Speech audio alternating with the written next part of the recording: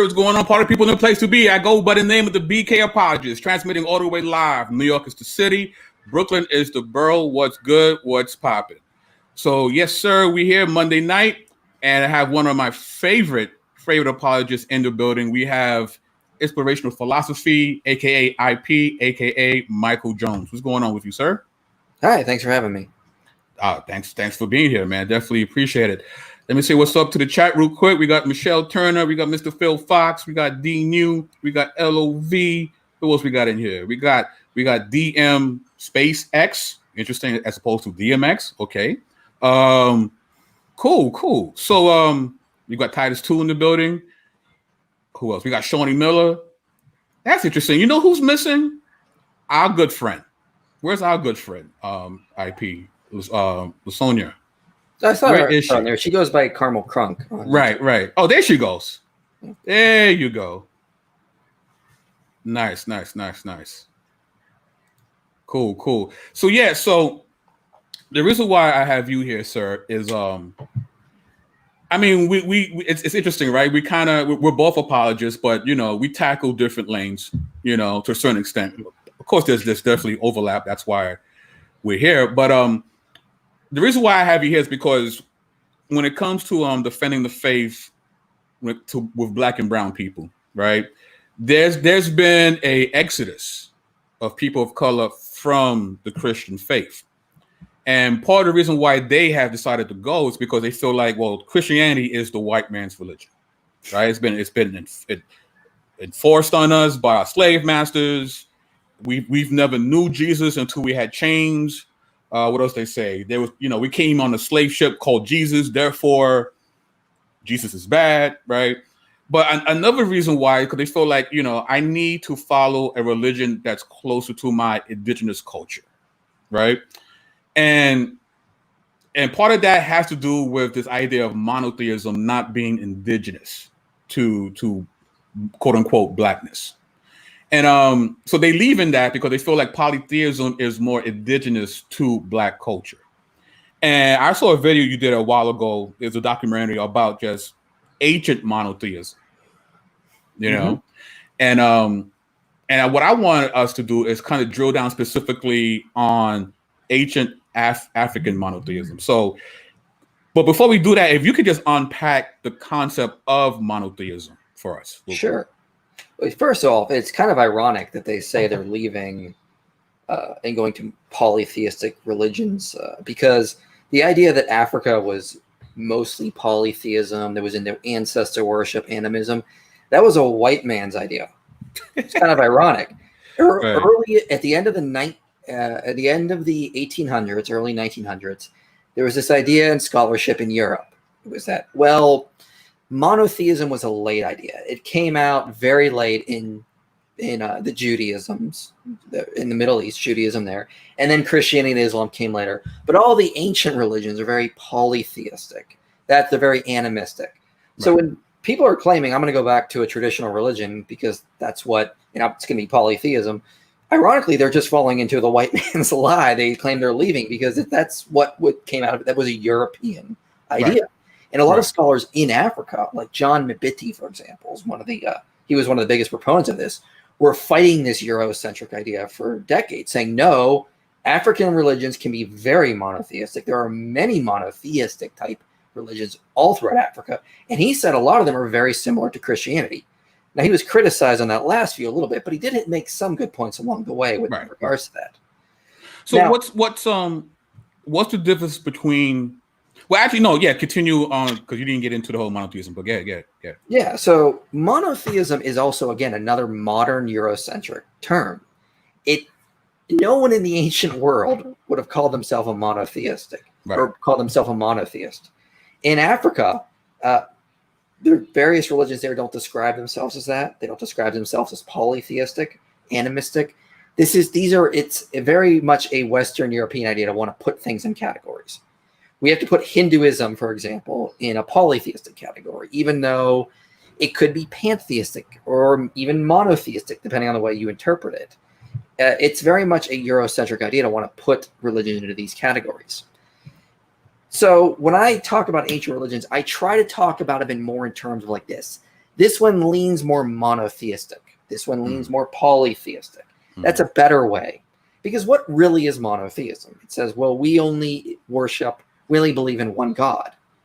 Well, in the biblical sense, what is God? Because they don't really have a word for God. They have a word called Elohim. But Elohim can refer to a dead person. It can refer to a demon. It can refer to an counsel. angel. Right. Basically, it's any spiritual being. This is a word for God, but we translated it's Elohim to them. Right. It's the same in Sumerian religions. It's the same in Egyptian religions. They talked about spiritual beings, and there were hierarchies in there. There was creator gods. There were lesser deities they also worshipped. So you can have so basically what people are really talking about is it forms of worship. Do you worship one God or do you worship multiple gods? That seems to be more what people are aiming for. So, I would say that Christianity, we believe in multiple spiritual beings. We believe Satan can be a god. The New Testament says he is the god of this world. Right. But that doesn't mean we should worship him. So in a sense, we're more monolatristic, which is we believe we should only worship the one creator God, not worship multiple deities. Right. So, okay, so if you can break down monotheism, and someone brought up the term henotheism and monolatrism. Can you break down those other two concepts real quick? Yeah. So monotheism, I would define simply as it's the belief that there is only one creator, omnipotent God, and all other spiritual beings are demoted to like lesser beings, like angels, demons, ancestral spirits, that kind of thing. Right. You only direct your worship to the one creator God, and he is above all. Polytheism is, of course, there are multiple gods. There can be hierarchies. There can be a creator God, but you can worship as many as you want. Now, monolatry is worship of only one God. So you could believe that there are multiple gods, but you only want to worship, say, Horus. Right. The biblical texts are very much written in a framework of monolatry. Like we acknowledge there are these other divine beings out there, but we only want you to worship Yahweh. They're the only one you should worship. So I always say the biblical texts are monolatry. They're teaching monolatry with implicit monotheism. Only worship Yahweh. Oh, by the way, he's also the creator, and you should only worship the creator. I like how someone they say I heard the term unsympathetic monolatrism.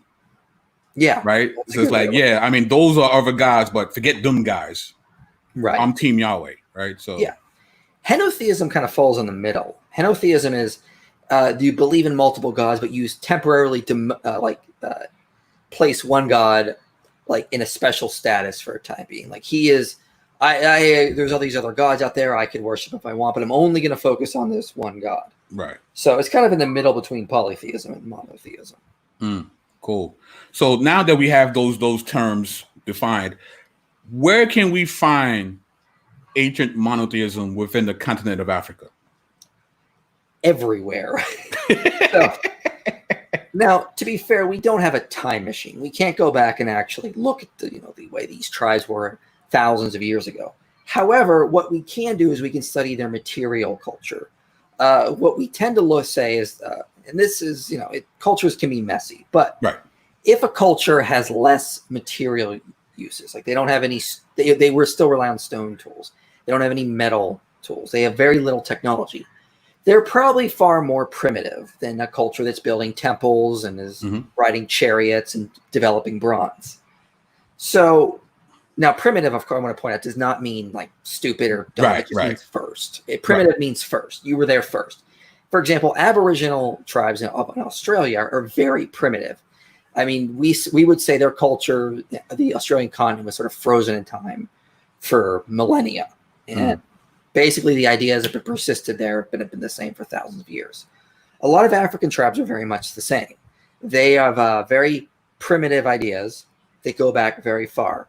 Interestingly enough, a lot of these very primitive tribes are more monotheistic.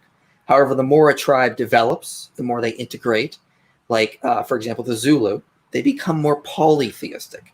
So take a tribe like the Batwa. They're Central Africa, very monotheistic in their approach. So the anthropologist Tobias Howler, for example, notes that the Batwa and the Ilu people, very monotheistic. Some people might call them pygmy tribes. I don't really like that term, but you can kind of get the idea. These types of tribes in Central Africa are very primitive in how they hunt, gather food, and they're very monotheistic. They believe in there's one creator deity who made all the spirits, all the people. They do venerate their ancestors, but they do not worship their ancestors. Right. That's a very important distinction. A lot of African tribes venerate ancestors, and when the Europeans came over, they're like, "Oh, you worship your ancestors. We'll just go back and tell everyone that." That was false. Actually, let's dig into that, because I was reading a little bit about that as well. It wasn't so much it's paying homage as opposed to bowing down, but they also kind of saw it as, well, because you're now a spirit, you're kind of like within the neighborhood of God. So if you could pass off this message, right, and relay a message to God, since you guys in the same neighborhood now, right? Well, it's very similar to what Catholics do when they venerate saints, is that they ask for intercessory prayer. And everyone knows Catholics are monotheists. They don't worship saints. They don't treat them as gods. The African tribes are very similar to how Catholics venerate their saints. They just venerate their ancestors. So you ever wonder why Catholicism kind of took off like crazy on the African continent and still is growing there? Right. Very similar in the concepts there between the very primitive tribes, how they venerate their ancestors, and how Catholics treat the saints. So yeah, within like the Batwa tribes or the Ilu tribes, they don't worship their ancestors or lesser spirits, but they do venerate them. And they believe there was one creator who divided up all the lands among lesser spirits across the globe, kind of thing. Right. And that's similar to what we see in Deuteronomy 32. Very much so. Yeah. And there's very interesting Batwa poem. This is in the Encyclopedia of African Religion. It says this: "In the beginning was God. Today is God. Tomorrow will be God. Who can make an image of God? He has no body. He is a word which comes out of your mouth. That word, it is no more. It is past, and still it lives. So is God." You can find very similar ideas to what you can find. Sounds very orthodox to me. Yeah. So it's no wonder a lot of these tribes in Africa, when Christian missionaries came over, they became Christian, because very similar ideas. In fact, if you read some of their literature, they don't really feel like they converted. They just feel like they got new information from God. So just so we're clear, so when people say, well, we're gonna go back to our culture because we worship our ancestors, they actually got that from misinformed white missionaries. They got that from misinformed white anthropologists, not so much missionaries. I would say it was more the scholarly, the people that worked in the universities in Vienna, in London, these types of places. They were the ones who were sort of pressing this idea that the civilized European continent is monotheistic because we're more advanced than these primitive lowlifes. Very racist. It was horrible. Right. But that's where they looked at it. And yeah, a lot of people who think they're going to these ancestral worshiping religions are actually falling for their lie of these white racists. Wow. So it was based on a racist presupposition that had them interpret the ancestor relationship, basically, is what you're saying. Yeah, it was. It's not so much that the Europeans, 200 years ago, really cared to study the African religions. In fact, it was the missionaries who were far more interested in helping the people and bringing them to Christianity and understanding where they were coming from. That kind of video. But so it's one of those kind of ironic things. It's the Christians who were supposed to be the racists, and they were the ones who were.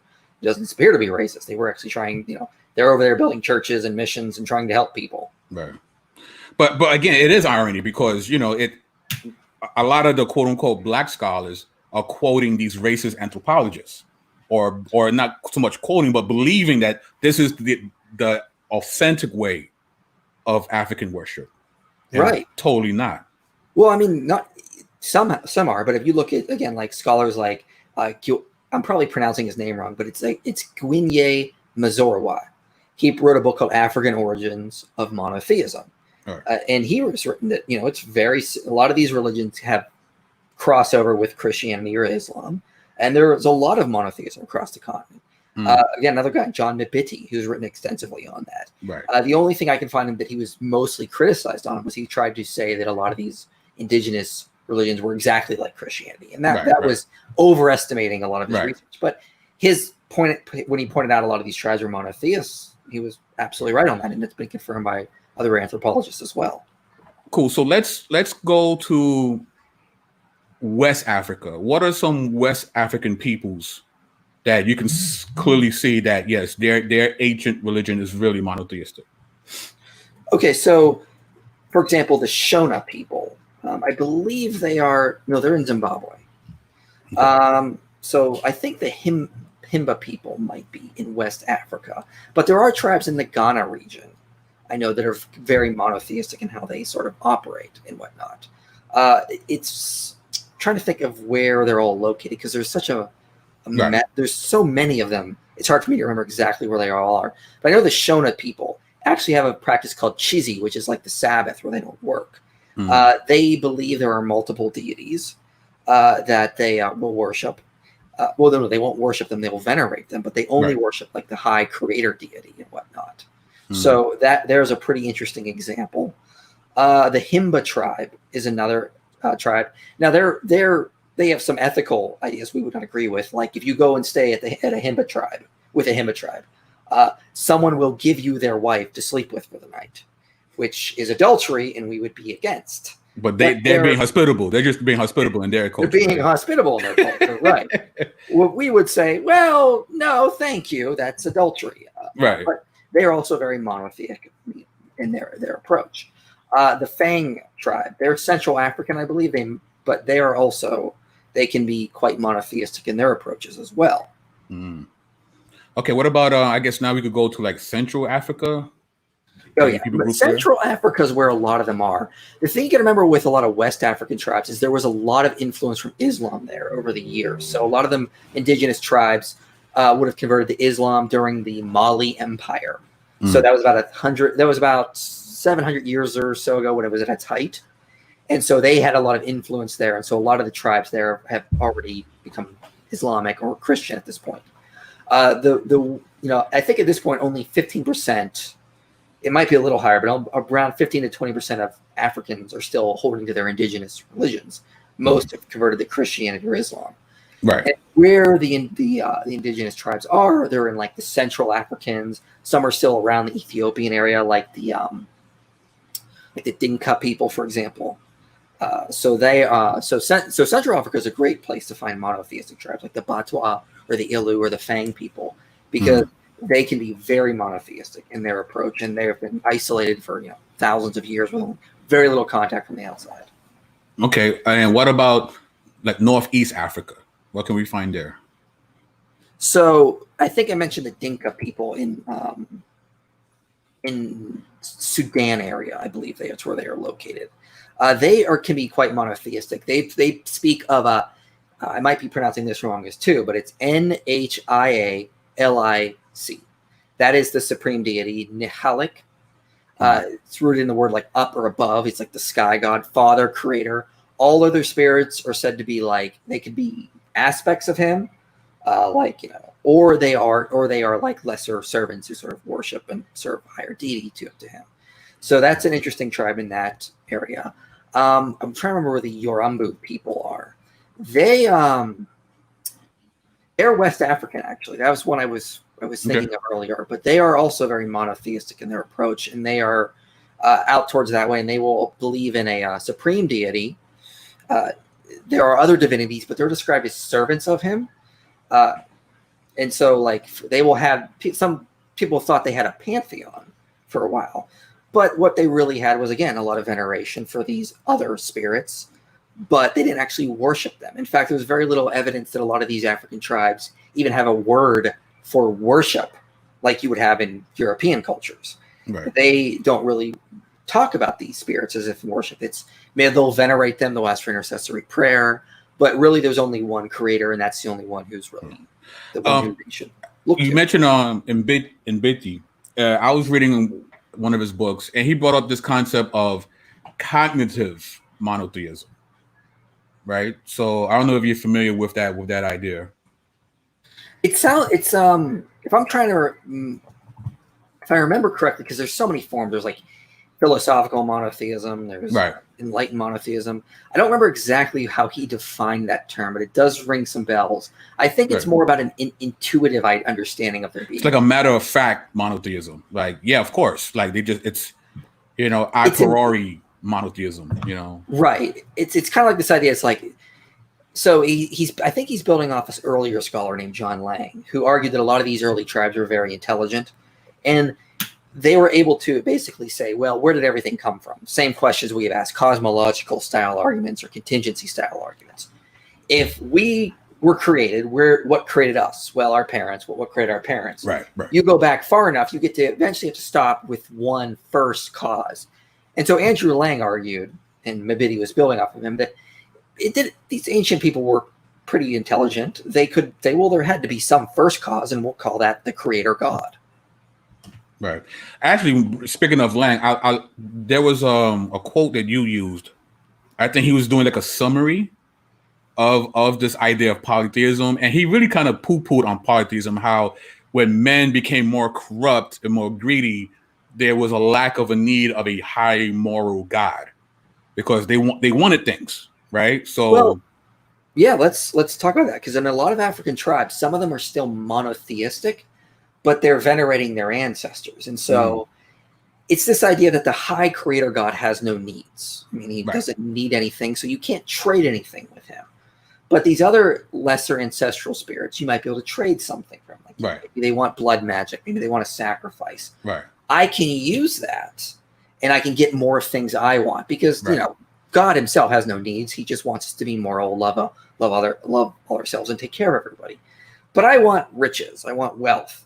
So you can kind of see the development happening in some of these more developed African tribes. They're venerating their ancestors more and more, like the Kikuyu, for example. Kikuyu are still monotheistic in their approach, but they only call upon the supreme deity in times of very big struggles or needs. Other than that, they just tend to focus more on their ancestral spirits and only focus on them because they feel like they could get more out of these lesser deities.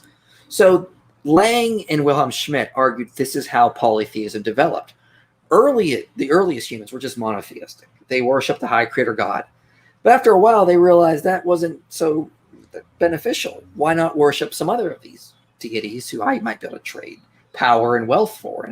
And maybe they want me to, make a sacrifice, do something here or there for them. And now there's a mutual relationship. That sounds much more better for me. So you can sort of see how polytheism could develop out of these tribes. So it's not even so they touted as, well, we evolved, but it was more, we became more opportunistic.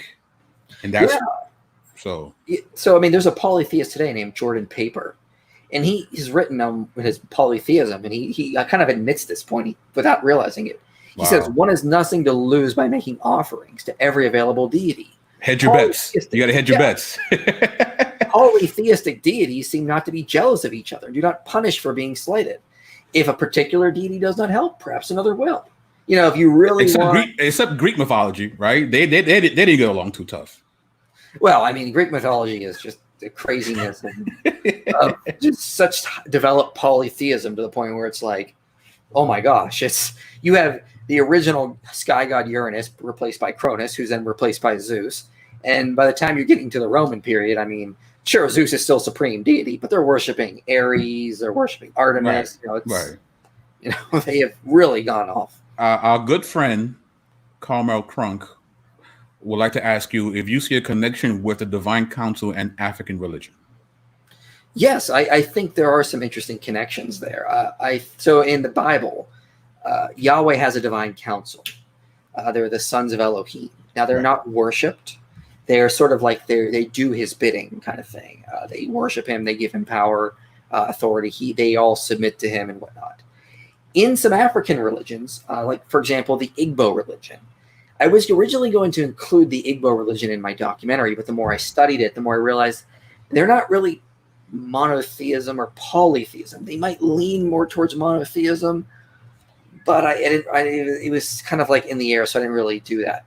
In the Igbo religion, there is one God, but then there are these other deities which are different, that are sort of like either different aspects of him or they sort of are on his council.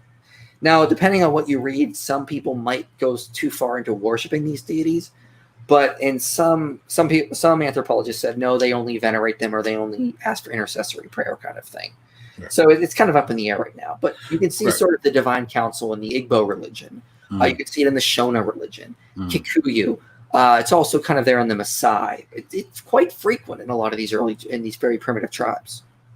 So, since we're talking about quote unquote the evolution of religion in these people groups, so for instance, the Yoruba belief, chronologically, can they actually be defined as an ancient religion since it's polytheistic?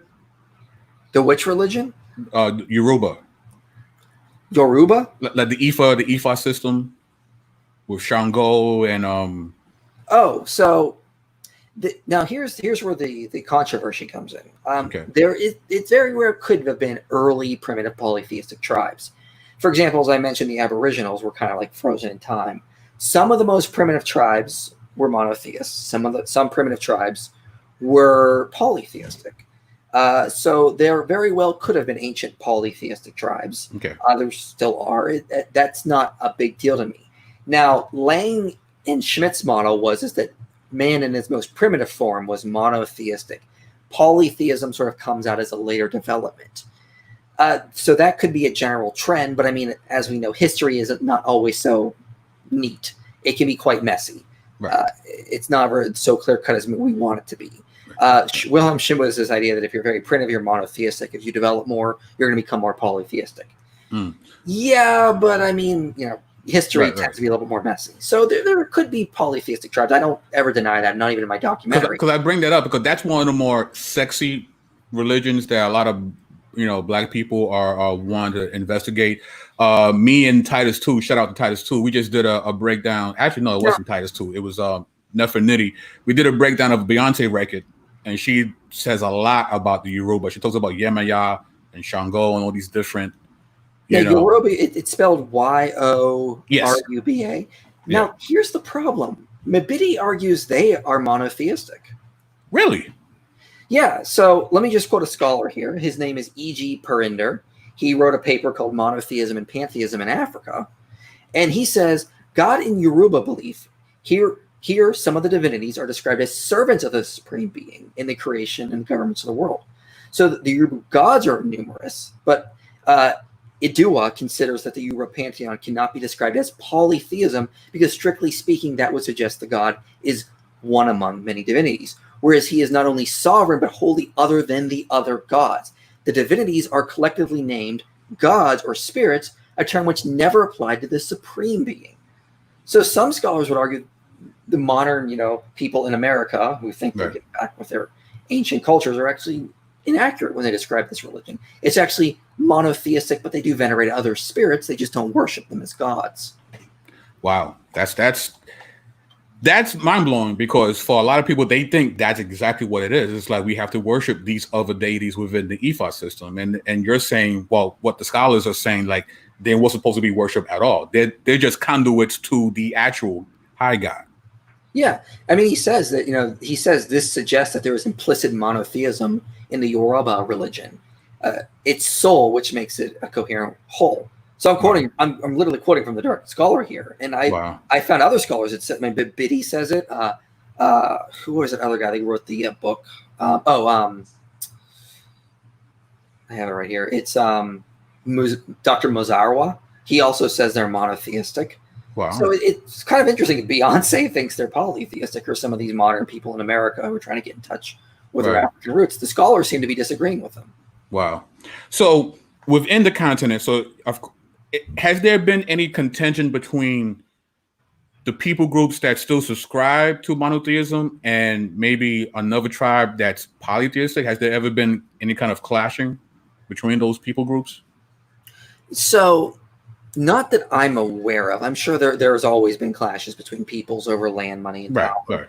Right. In fact, I mean, most wars were not even fought over religion. It was more fought over money, power, whatever. Right.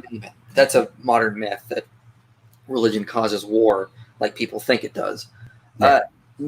Not so much in that regard. As far as I'm aware, a lot of these tribes just simply were like, well, that's their religion. This is our religion. Mm-hmm. In a lot of the polytheistic tribes in Africa, you have to realize that there is an understanding, there is a supreme deity behind the other gods they worship. So some of the polytheistic tribes, like I mentioned, like the Zulu, they're still the supreme deity. So if they were to encounter a monotheistic tribe, the monotheists are like, well, you acknowledge the supreme deity, so what? We just don't agree that you should be worshiping your ancestors as gods. That might, I'm talking about a hypothetical situation here, but that's kind of what I'm getting at. So, and that also happens in Mesopotamian religion. So the Hebrews said Yahweh was El. In the Canaanite religions, El is the father god who, divides up the nations and all the lesser deities. And they just, the Hebrews were just saying, stop worshiping Baal, stop worshiping Astarte. There's only one God you should worship, who is El. And we call him Yahweh. So you could see a kind of a similar thing happening in some sort of ancient African context. Maybe an ancient monotheistic tribe was like, I just disagree that you worship these other spirits. Those are just we should only venerate them, not worship them in that sense. So chronologically speaking, when we're talking polytheistic religions in Africa, what era are we talking? We're talking late bronze, we're talking iron. Like when do we start seeing polytheism occur in Africa? Well, we don't really know because a lot of them didn't keep written records. A lot of them passed it on through oral traditions. And so we can't really say for sure. If you're going to have a very primitive tribe that's still hunter-gatherer, it's very likely that culture has been the same for thousands of years. So they didn't really have an iron or a bronze age like you would have in the Middle East. They would have just been still using stone tools and minimal iron tools they can get from trade. So it's hard to really describe them as going through their own Bronze Age or Iron Age when they were still hunter-gatherers. They didn't settle down, build temples and cities. If they did, it's very likely they would develop more polytheistic approaches, according to Andrew Lang and Wilhelm Schmidt's model. Right. So since we know there's so many people groups within the continent that did practice monotheism, in your opinion, IP, which one do you feel like? Because in Binti, he said that they all are just like Christianity, which is, that's definitely a reach. But out of all these particular religions, which is the one you feel like is the closest to what we would consider Christianity proper? That's a good question. It's hard to really say because you can find interesting correlations in like the Shona, for example. Like they had a Sabbath and, they believe in a creator deity. You can find interesting correlations in the Maasai or like the Batwa. If I had to pick, I might go with the Batwa, but I put a big asterisk next to that because, it's sort of like asking which of the three Abrahamic religions is most similar to Hinduism. Well, you could probably find similarities in Islam or you find similarities in Christianity, but it's not going to be one that's going to really stand out. It's going to be really hard to say like that. What a lot of the tribes do is like some of them just simply feel like Christianity was just giving them updated information on how to worship the supreme deity. I know, for example, in Canada, the Mi'kmaq people, a lot of Mi'kmaq just said that. They never converted. They're Christians and they're still Mi'kmaq. It was the same religion to them. Wow. Okay. Yeah, some disagreed, but I mean, there was some that said that's what Christianity was to them.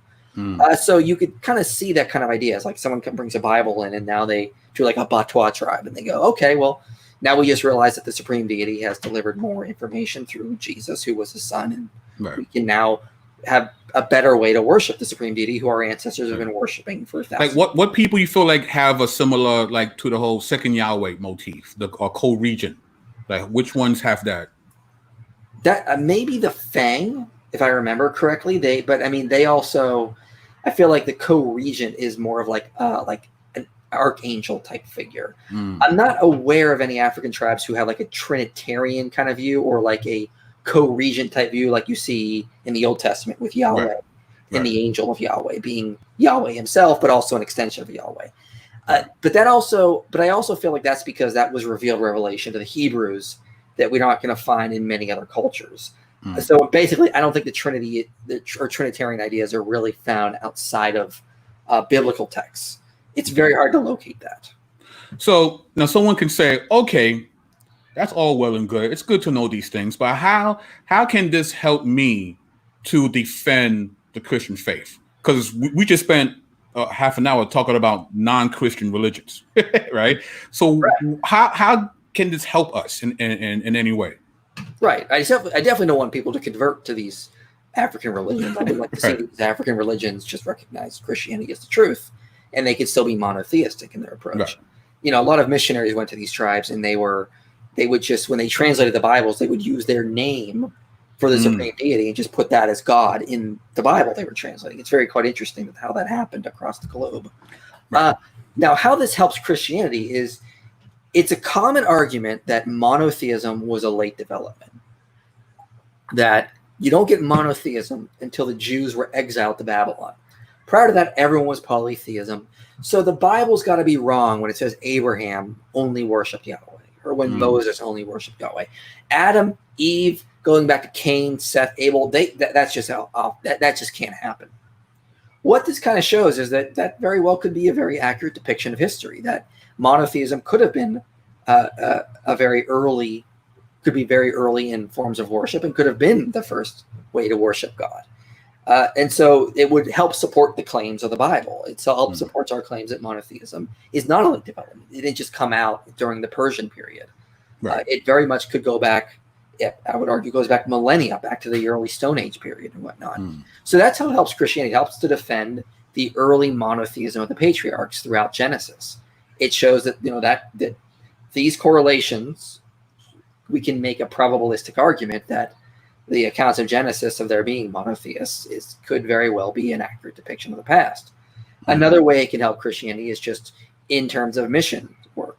If you want to go to these tribes and try to convert them, understand their culture, understand that they are probably going to believe there was a supreme creator deity, and that try to talk to them on that level. Let's just say well, I believe in a supreme creator deity. I just call him Yahweh. You call him by another name. He gave us, it's the same deity. He gave us the information in the form of the Bible, and I'm here to help deliver that message. I'm a messenger of your supreme creator. So it helps you to contextualize the gospel. Right. So if we're talking about mythology, right? But again, that's a fine line, right? Because we can't redeem everything within a particular person's culture, but there are some things that we can use that they don't have to give up, right? And we can implement that into, it's similar to when Paul talks to the Stoic philosophers, right? Some of your own poets have said, right? So it's the same. And I feel like a lot of Christian missionaries, if you're going to go witness to these tribes, follow in Paul's footsteps. I mean, Paul was quoting the pagan poets and saying, look, there's agreement here. Acts 17 is a powerful passage because it takes pagan poetry and makes it scripture. Right. So if you're going to translate a Bible into like an indigenous language, you could use their word for a supreme deity. Right. And say, and just say that's God. I'm now delivering a message from the supreme deity that is going to deliver a fuller and better picture of who he is and his plans for salvation. Right. But again, that takes a certain amount of compassion and humility, because if you come from a particular culture, the temptation is, well, you need to understand it the way I understand it, right? As opposed to. And that was a big mistake of Spanish missionaries to the Inca. Inca appear to have a monotheistic cult within them. And the Inca and the Spanish response is, no, you can't worship the supreme deity Viracocha. You have to worship only the God, how we say you do. Don't use those terms. Those terms are satanic. And that's probably an exaggeration. I feel like they did a pretty big disservice there. And they should have just done what a lot of other missionaries have done, which is just translate the Bible into their language and just use their word for the supreme deity. Right. But then again, right, that goes again with just, do you really want them to understand, or you just want them to be just like you, right? So it was a lot of early Europeans were trying to convert these people to Europeanism, not necessarily Christianity. But if you go to like Acts 15, the council in Jerusalem says, well, we're not going to make the Gentiles become Jews. We're not going to put the yoke of our forefathers on them. They're Greek Christians. They're not Jewish Christians. Let them be Greeks. Right, absolutely. So that's why, when an African people, when they worship Jesus, it probably is not going to look the same as somebody from Arizona, but they're still worshiping the same God. They're being orthodox in their beliefs. It's just their expression is going to be different based on their culture, And that should be fine when it comes to believers, right? It shouldn't be, well, you got to do it my way, or else, you're not orthodox, Right. I mean, it's the idea of Christianity is that we are going to make a religion that encompasses numerous cultures. Paul says in Galatians, for all the law summed up in one thing, love thy neighbor as thyself. Right. You don't have, you foolish Galatians, you don't have to become Jewish to be a Christian. You're Right. Galatians, be Galatians. And Paul, ironically, in that book, goes so far as to say he wishes the people that were saying they have to be circumcised and act Jewish, cut the whole thing off. he wishes they would emasculate themselves. He's not holding punches back. No, not at all. Not at all. So, yeah, I think a lot of the African tribes, I would like to see them stay African tribes, keep their culture, and just be Christian. And because Christianity does not force you to abandon your culture, it causes you to abandon sin. Like, I would say the Himba people should not be giving their wives as like to be that part of culture has to go. Right. But I mean, like, we would some ancient cultures committed child sacrifice, and we obviously think that should go, and that thank God it did go. Right. Cool. Man, thank you so much for this. If we could take a few questions before IP leaves the building. I saw Mr. Phil Fox. He says, thanks for taking on such an interesting topic. Blessings to this great and faithful ministry. And thank you, IP, for the work you do. I have learned a great deal from your ministry as well. Thank you, Mr. Phil Fox. And if anybody wants more, check out my documentary, The Case for Ancient Monotheism. And I cover a lot of this extensively. And there's a whole big section on African tribes and a lot of the monotheistic approaches, as well as I recommend books throughout the series. Speaking of books, I don't know if you're familiar with Dr. Vince Bantu. He delves into ancient African Christianity. He's amazing. I've had him on the platform as well. So and Beatrice, she's actually one of her students. She goes to his seminary, not cemetery. Very nice. He highlights a lot of native cultural contextualizations of the gospel. So yeah, I would definitely he's definitely amazing. So Christianity does not force you to abandon your culture, it causes you to abandon your sin. Amen. Absolutely. So what it says here, Christianity takes the sin out the culture. Well, I mean, certain parts of the culture, there's other parts that, it's not sinful at all. And it can stay, so. Yeah, I would say that it's just updating information for a lot of these tribes that are already trying to worship God, get information about him, and Christianity just comes in and fills in the gaps and gives them a better understanding of who God is and what he wants. It's like God chose the Jews to be the light to the world. And unfortunately, it failed, but Jesus came, and he's the real light of the world. He is the fulfillment of the law. He's the fulfillment of Israel. And so we, as his body, are to go out and be that light and to help illuminate to the lost people that have spread out to all over the world who God is and what he really wants, even though they have bits and pieces of information of who he is and what he's asking of them. Cool. So what's coming up for you in your immediate future that we should be looking forward to? So I'm going to finish my Genesis series. I'm going to do a video on Genesis 11 and what's going on in there, like why are the languages confused? Why does God come down? Why are they building a tower? After that, I'm going to do a video on the book of Enoch. I have a video planned for December called The Lost Message of the Bible, which will go into some hidden cultural things that we've missed in the Old Testament that also point to Christ that people have looked over. I have a lot of stuff on archaeology coming up. I'm going to do a video on the archaeology of Abraham, Sodom and Gomorrah, the Tower of Babel, where I was, where I think it was in Mesopotamia. And then in April, my goal is to do like an hour-long documentary on the Exodus and argue there's a lot of correlations under this one specific pharaoh for an Exodus. And there's actually a lot of internal evidence in the book of Exodus itself that shows it probably came from a time period when the Hebrews were very much associated with Egypt. Just in the way they use words. There's a lot of Egyptian loanwords in the Exodus, far more than other books of the Bible. There's a lot of Egyptian names in the book of Exodus, far more than like you see in like the book of Nehemiah or Ezra. So I'm going to go over a lot of the internal and the external evidence for the Exodus. Cool. We have a quick question here. It says here, how does veneration within Catholicism, ancient African worship, and Eastern Orthodox religion not border on idolatry? Okay, that's a fair question. So let's say you were going through something and you said, could you pray for me? I would say, sure, yeah, I will pray for you. You have asked me to pray on your behalf. That's what Catholics are doing, or that's what African religion are doing with their ancestors. They're saying, spirit or relative who passed, please speak or please pray or make an intercessory prayer for me. The same way you might ask someone living now to do such a thing. They're just simply trying to contact them and do the same thing. Now, it's obviously not necessary as part of Christianity to do that, but there's also not necessarily any harm in it. It really depends on how far you go. You shouldn't turn. It's very easy to turn them into idols. I get that, and you could totally see a polytheistic religion coming out of ancestor veneration, but its veneration in itself of its ancestors is not necessarily evil. Okay. Carmel asks, how does IP respond to people who say our ancestors weren't saved because they didn't know Jesus?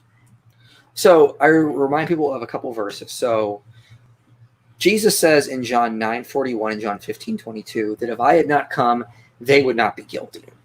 So he directly implies that people have to be made known of their sin for them to be guilty or declared to be, cast out. Paul says the same thing in Romans 5:13, where he says there is no law. Sin is not counted where there is no law. So people are judged based on the information they get. They're not necessarily condemned, but that also means that they don't get a free pass to heaven either. God, who's omnipotent, omniscient, knows the hearts of all, knows how to judge people respectively to the information they had. Cool. So with that being said, you have any parting words of wisdom for the chat before we out of here? Is a ketchup a smoothie because it is a fruit technically? There's my existential question. That was great.